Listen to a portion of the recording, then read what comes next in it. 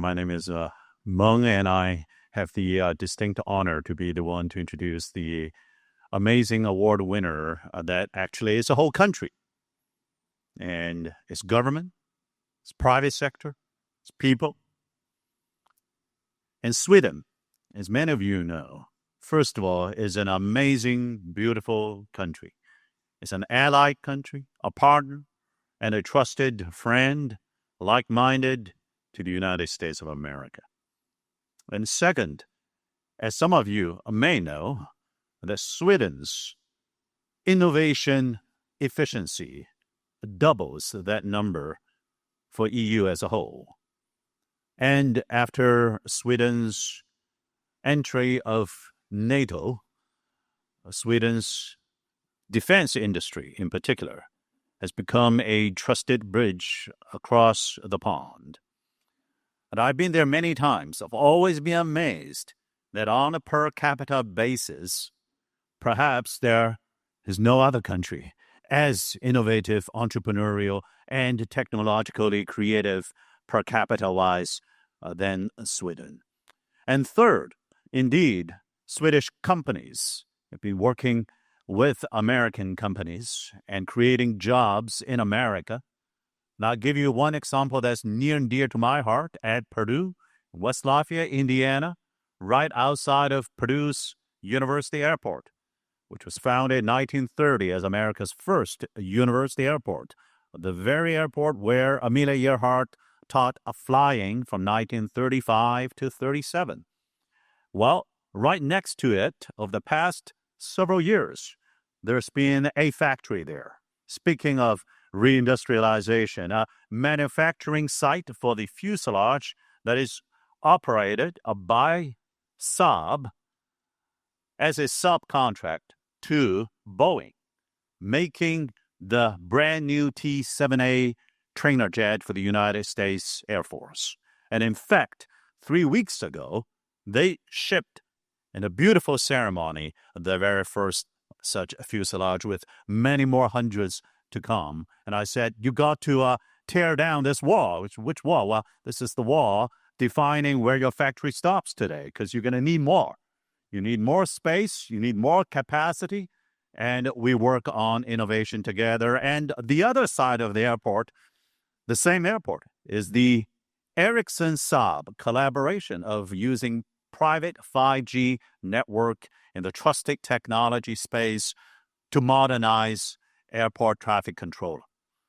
So these are just two of the many examples of how we work closely with the government and the private sector of Sweden. Every time I go to Sweden, it is actually around Halloween time. And I was told it is even more amazing in summer.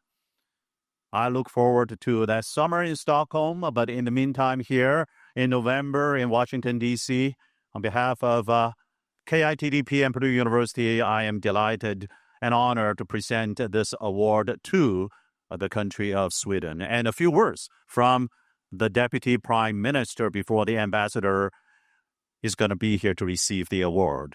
Virtually, Deputy Prime Minister. Excellencies, distinguished guests, and to all of you gathered today, thank you for this special honor. I am delighted to accept this award on behalf of Sweden. Centuries ago, my country was one of the poorest in Europe. 1 million Swedes crossed the Atlantic to the United States, driven by hope and a spirit of enterprise. Today, that very same spirit has transformed our nation. But this award is not about celebrating the past. It is about our shared responsibility for the future.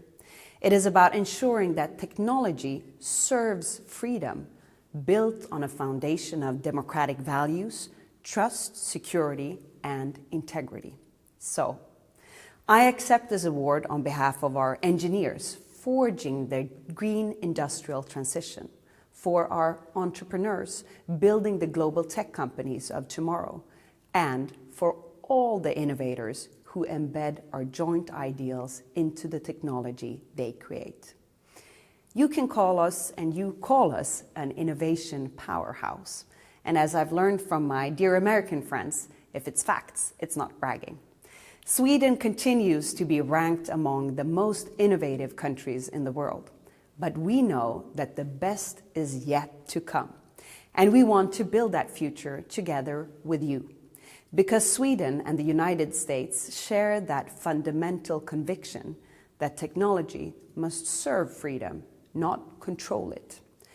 This shared conviction is precisely what makes the partnership between our two countries so powerful. It's what makes our alliance not just strategic, but a matter of principle. So, once again, I would like to extend my gratitude to the Krach Institute for this recognition. And to all the innovators in the US and in Sweden, I say this: let's co-engineer the solutions that will define this century together. It is a matter of principle, and it is a fact, therefore not bragging, the Swedish ambassador to the United States. Very great. Wonderful speech. Thank you very much. Excellencies, distinguished guests, friends. Thank you. It truly means a great deal for Sweden to be recognized with the 2025 Trusted Tech Leadership Award. And it is a privilege to be here among partners who care so deeply about the same things as we do. As you heard Mung earlier here talking about Sweden and Lafayette, almost made me cry out there. We have had that cooperation for a very long time, and I'm super happy to hear how successful it has been at the airport outside of Purdue University. I want to warmly thank Chairman Keith Krach, President Mung Chiang, and CEO Michelle Gaida, not only for this honor, but for your leadership. The work you do at the Krach Institute is pushing all of us to think bigger, act faster, and cooperate more closely on the technologies that shape our future. We all know that trust is the backbone of modern society. If we cannot trust the system that powers our hospitals, our grids, our democracies, then everything else quickly becomes fragile. A trusted technology stack isn't about prestige. It's about protecting people and giving them the tools to prosper. Sweden has spent generations investing in innovation, and we are proud of what our engineers, researchers, and entrepreneurs have accomplished. But none of this happens in isolation.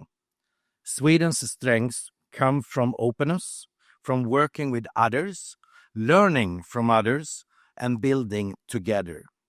Whether it's telecom, fintech, quantum, AI, Swedish companies contribute to the global ecosystem, but always with the mindset that we are part of something larger. Stockholm's strong tech scene is one example of how collaboration can create outside results. As the newest NATO member, Sweden brings capabilities, but above all, we bring the mindset of an ally. We want to strengthen the alliance. We want to shoulder responsibility. We want to develop the technologies that keep our citizens safe. We want to be an allied security provider. Looking ahead, one lesson is clear.